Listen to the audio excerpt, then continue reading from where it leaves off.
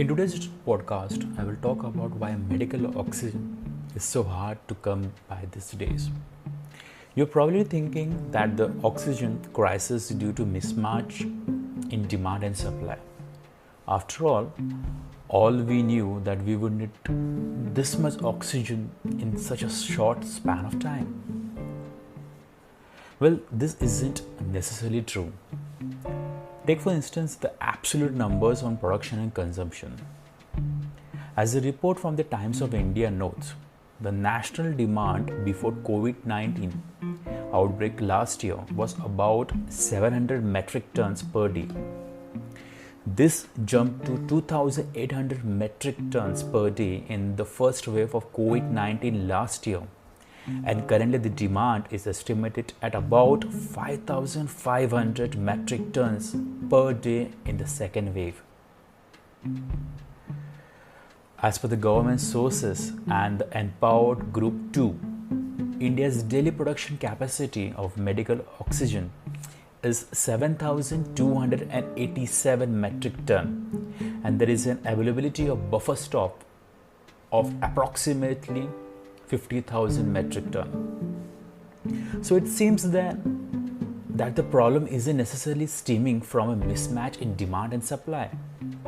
Instead, it looks as if we are no longer able to map the demand and supply accurately. We don't know where to send what. And even if we do know how to allocate these precious resources, it seems every state has its own priorities. Some have even refused to be part with their suppliers. Which brings us to the next point. Who is responsible for the allocation? Where it stands out, we have the Empowered Group 2 making the decisions.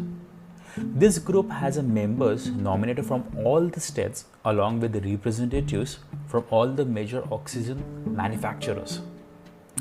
It is headed by the Secretary in the Department for Promotion from Industry and Internal Trade, mandated by the Union Government. However, this committee was only reconstituted once again in the March 2020, and we didn't have a lot of time to plan and arrive at a general agreement.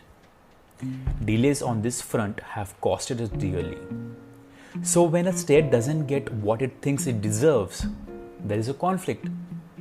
Which is why we have been seeing several chief ministers urge the PMO, that is the Prime Minister's office, to allocate more oxygen to their home states. Moving on to the next problem, that is the logistical problem. Transporting oxygen from one place to another isn't easy. You have strict protocols on the kind of safety measures you will have to place before you are allowed to transport the oxygen. And since we weren't prepared for the COVID-19 attack, we didn't think much of the tankers and the trucks we would need to meet the strict logistical needs.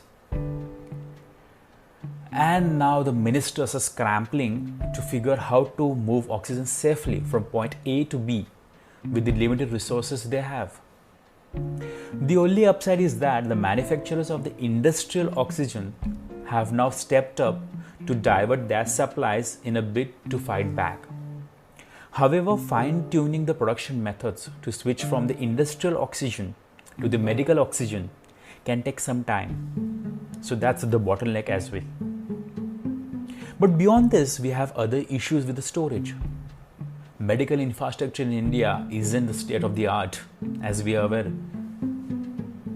This means an uninterrupted supply of oxygen is a luxury for the most part. Government hospitals don't have copper pipelines to seamlessly supply oxygen in most places. They simply use cylinders as an alternative. And while the cylinders work well for some cases, they aren't very efficient when you're tending to multiple patients at the same time. As one former COVID-19 nodal officer pointed out, we had to keep replacing cylinders for patients. It takes two people to replace one cylinder, and it is a laborious task. there was also a shortage of empty cylinders. And the last bit demonstrates everything that has gone wrong. We currently don't have enough cylinders going around because those in the power simply don't think we would need them in mass. And since we don't have enough cylinders, right now we can't supply enough oxygen. And you don't need us to explain what happens when people don't get oxygen. It's a tragedy what's happening right now. The only silver lining perhaps is that there are attempts being made to ramp up the production and the storage. Orders for 1 lakh oxygen cylinders are now in the pipeline. There are plans to meet the logistical challenges by setting up the dedicated corridors and free interstate movements.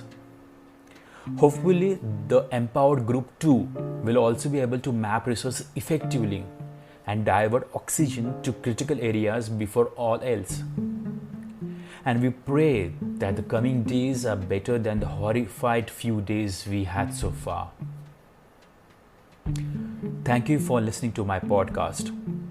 Please do join Konshila and get your dose of the latest, most important financial developments delivered in plain English and Marathi. Till then, take care, be safe, stay at home. Thank you again.